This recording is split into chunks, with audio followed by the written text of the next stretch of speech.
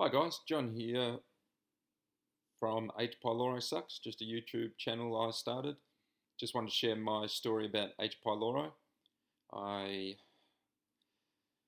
have found that there are a lot of other people out there suffering from this chronic bacteria. It, for those who have had it or just realised they've got it, it really does impact people's lives. It impacted my life significantly on a daily basis. Um, my work, home life, family life really impacted me. My moods, my energy levels. It really really took away um, some quality from my life. So I just wanted to share this because I was able to eradicate it in the end. Took a while, didn't work at first, but I came up with an approach, and this worked. So I'm glad to say that I am clear of Helicobacter now. Thank goodness. Um, Getting back on track. Still getting some symptoms, but definitely improvement to where I was a few months back. And so I just want to share this and hopefully help some other people out there who are suffering. Hopefully, yeah, you can learn some stuff from this video and hopefully eradicate it too, if not improve your symptoms and get your life back on track. Definitely, if you think this video is helpful, just like it and share it with anyone you know, as many people as you know who you think it could assist. Subscribe to the channel. I'll definitely put some other videos up, just about the food I ate, the smoothie, the smoothies that I drank during this time, some other information to try and help people learn about H. pylori and overcome it. So I was diagnosed with H. pylori about five and a half years ago. Went to see my GP after having the stool sample. Went on triple therapy, which is the conventional approach to eradicate H. pylori. So I'm assuming most people have probably gone down this path. 2 weeks of Nexium 7, the antibiotic treatment. This was pretty bad. A lot of nausea, feeling sick, and a bit of headaches throughout this 2 week period. But I got through it. Went back to the doctor after having another stool sample. The test came back positive, so I still had it. Unfortunately, my doctor put me on triple therapy again. Said let's try it twice, and hopefully that eradicates it and gets rid of it.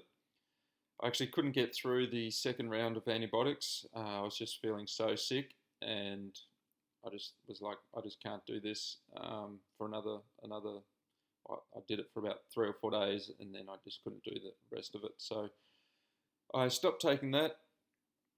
So I knew that I would still have the H. pylori bacteria in my stomach, but at this point I wasn't too concerned.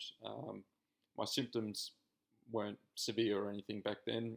A little bit of acid reflux when I took anti-inflammatories, and that was about it really. So I wasn't that concerned, and I was aware that about 80% of people who actually have the bacteria aren't even aware that they've got it, and their symptoms are very mild, and there's no real concerns. But I'm sure of that 80%, a lot of people are probably misdiagnosed with irritable bowel syndrome, no doubt, and have experienced acid reflux or esophageal reflux, and they go and get medication and spend money on medication every month to combat this.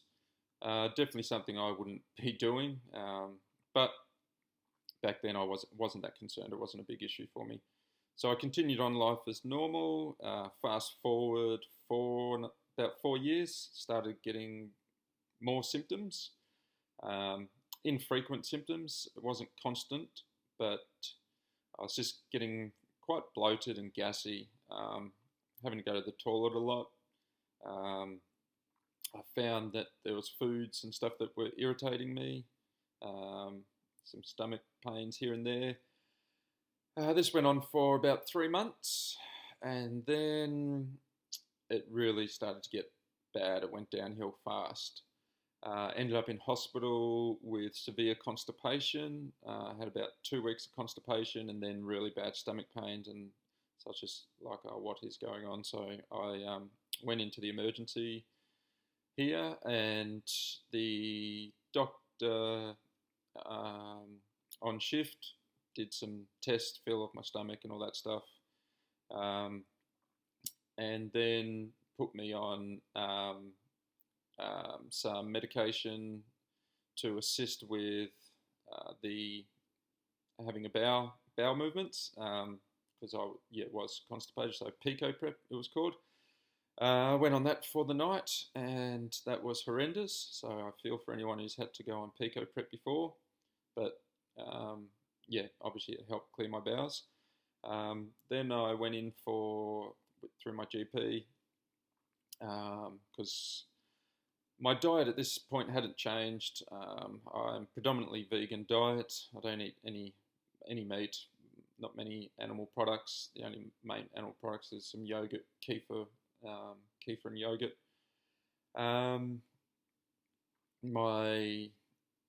At this stage, I hadn't had any changes in my activity levels. Still trying to exercise daily. Some stress, because this was through COVID-19, so my stress levels had increased during that period. I'm sure along with everyone else's. So that might have contributed in some way. But anyway, so I got a CT scan done of the abdomen. That came back all clear, no obstructions or any growths or concerns there in the stomach region. So the next thing that we did with my GP was see a gastroenterologist. I had a phone chat with the gastroenterologist, and he booked me in for a colonoscopy and an endoscopy. So the endoscopy came back as having a peptic ulcer and a lot of inflammation in the stomach and the stomach lining. For those who aren't aware, I'm sure a lot of people have done their research, but the H. pylori bacterium it colonizes in the stomach region around the stomach lining, finds an area that's less acidic, and that's where it causes havoc, and survives and grows and spreads its colonization. So I'll share a link. There was a good video actually about this that I came across. I'll put that in the links below, and so check that out. Pretty interesting for those who have H. pylori. It's a pretty evolved bacteria. So the approach then was, I also had a polyp removed through the colonoscopy, so a small polyp. So I don't know whether that contributed to any of the symptoms, but I don't think so.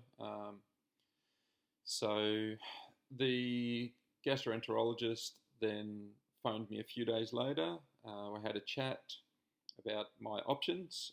So I was put on a proton pump inhibitor, 20 milligrams twice a day, morning and night, at this point.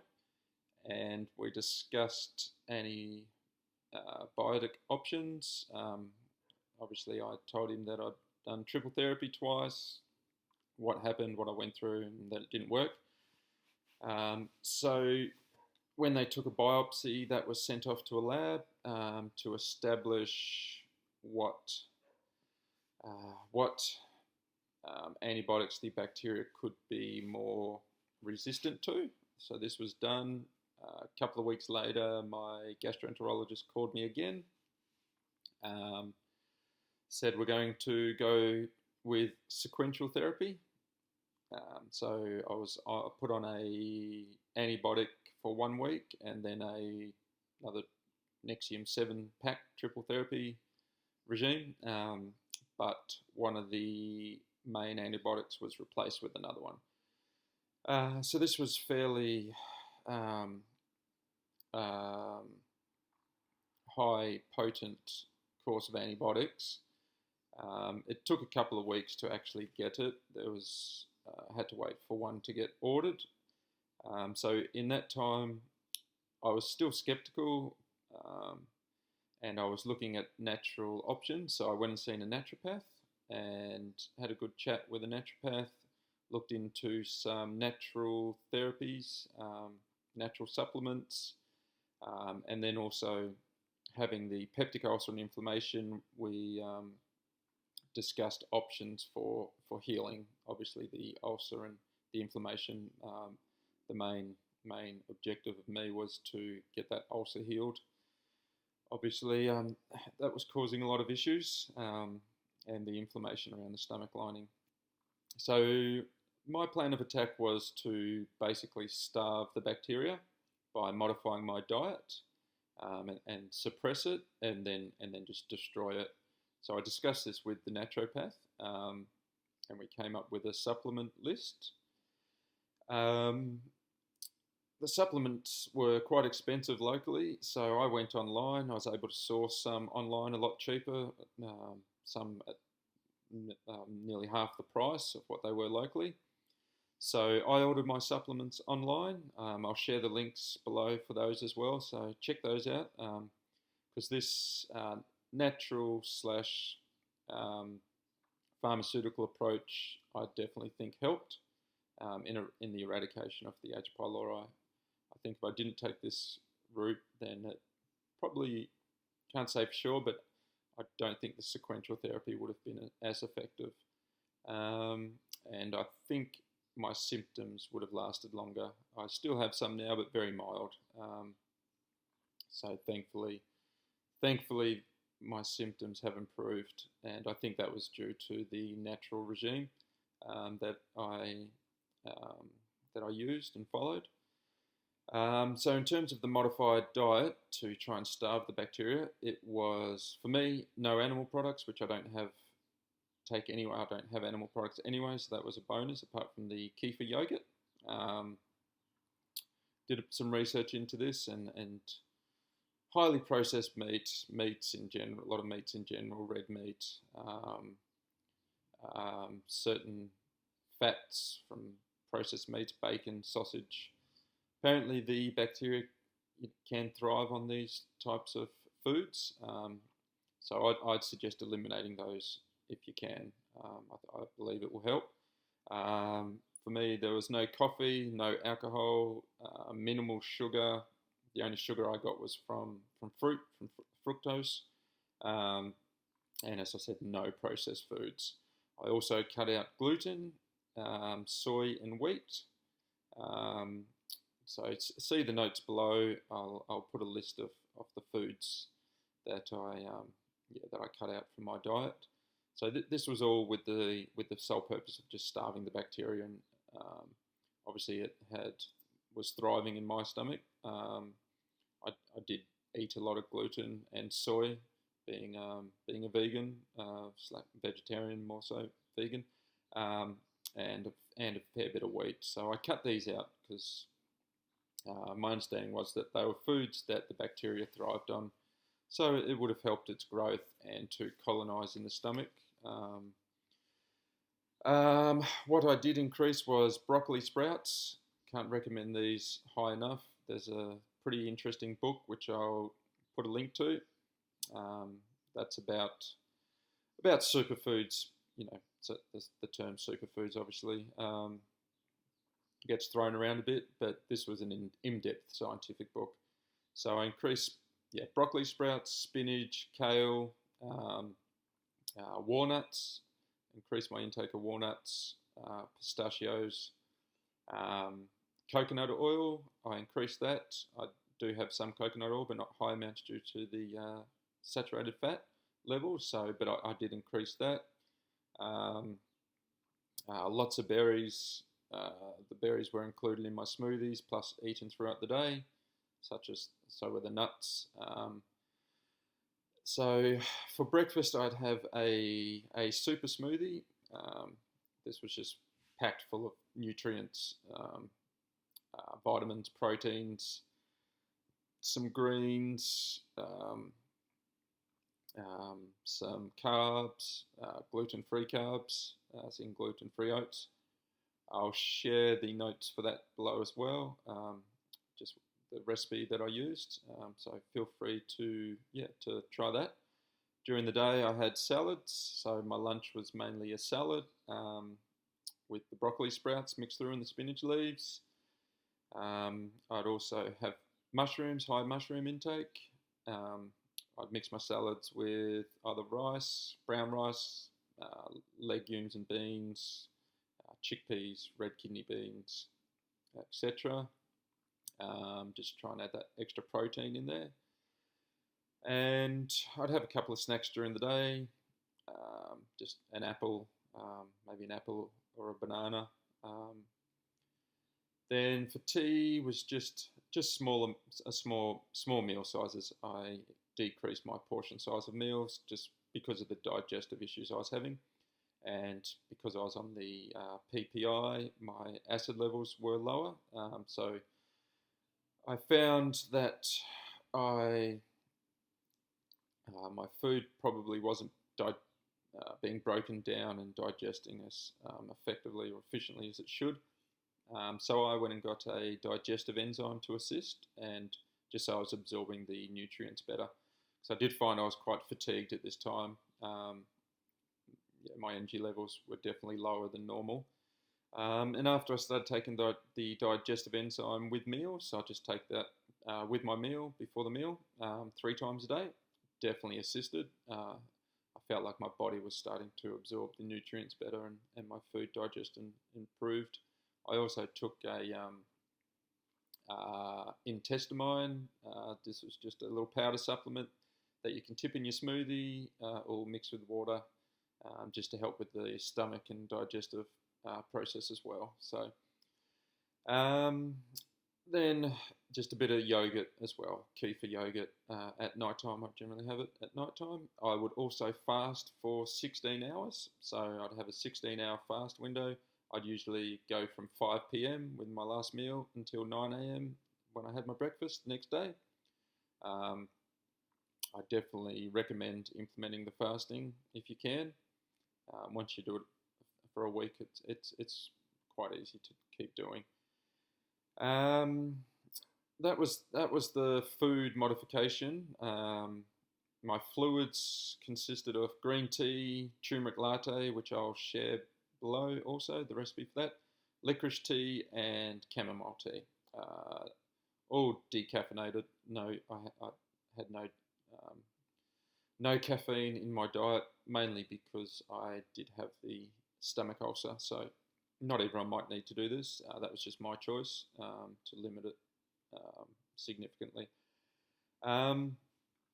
So I'll share some info and some links and lists below about this, and hopefully you can check those out and it helps. And so then after this suppression, starving and suppression approach, it was just to destroy and eradicate this thing, which I desperately wanted to do. Obviously having the stomach ulcers and inflammation, if that continues on as an issue down the track, it's either stay on medication or suffer, and it can obviously long-term form mutations of the cells in the stomach, which can develop into cancer. So I definitely wanted to eradicate this thing, so I was doing everything I could, and I was willing myself to do it, because I knew for me it was super important.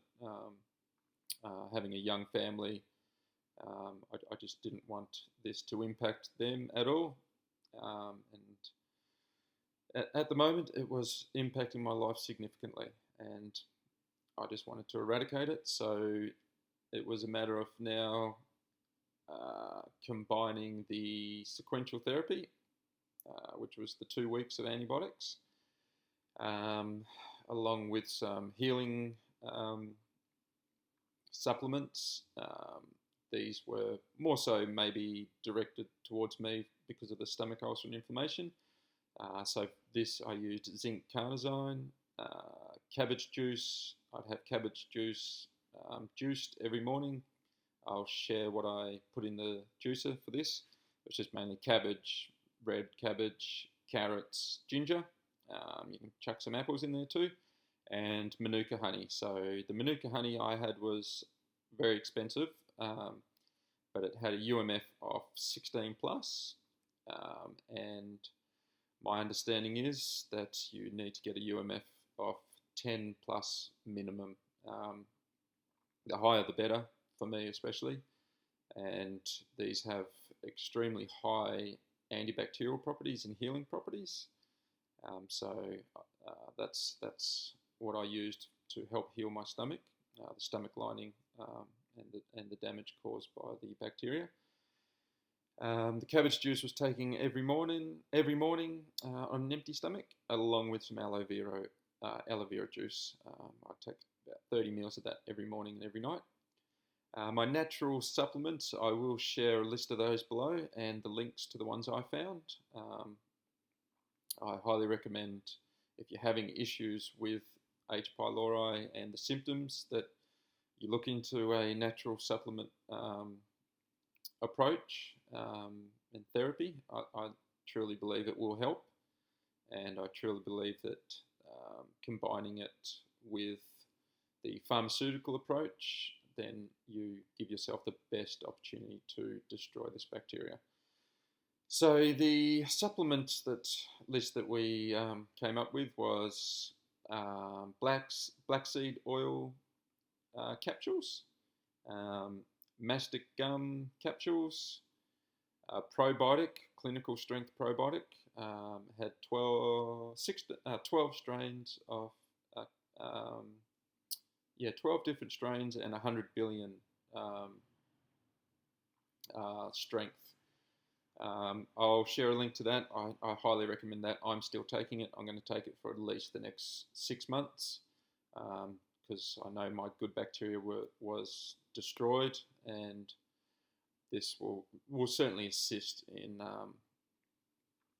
feeding that good putting the good bacteria back in my stomach. I also took a prebiotic supplement now to feed the good bacteria. So combined with foods, fermented foods, and good high fiber foods will feed your good bacteria. There's a lot of information available about this. I also took Pepsin GI, as I said, the digestive enzyme, a neem leaf supplement, NEEM leaf supplement, and I found that all these supplements, natural supplements, definitely helped. I'm a big fan of natural therapy. I don't know whether natural therapy would work by itself to eradicate bacteria. It could in early stages, if you've got it before it's highly evolved in your stomach and created a fortress, you might say. My understanding is that the bacteria forms a biofilm, and it releases, I think it's called urea into the stomach, which lowers the acidity level of the stomach and helps it survive and thrive. So whether solely a natural approach would eradicate it, I don't know. I'm sure it has for some people, and I'm sure it hasn't for others. So for me, I wasn't taking any chances. It was the sequential therapy combined with the natural approach, which worked, because I am H. pylori free, as I mentioned, feeling so much better, which is why I'm sharing this video. I just know how detrimental it was on my life, and I know there's people out there who are suffering as well. And I really hope this video helps you. I hope it informs you a bit more. And as I said, look, like it, share it, subscribe. I'll share more info and videos as we go along. And take this info to your GP, see a gastroenterologist. request a biopsy if the triple therapy hasn't worked, and you just need to push. You need to push them because most of them probably have a different agenda. I won't go into that, but it's not high on their list of priorities at the moment for local GPs. So you need to push. You need to do it yourself, basically. So there it is, guys. The video about how I eradicated H. pylori. Hope it's helped, and all the best. Best of luck. Thanks, guys.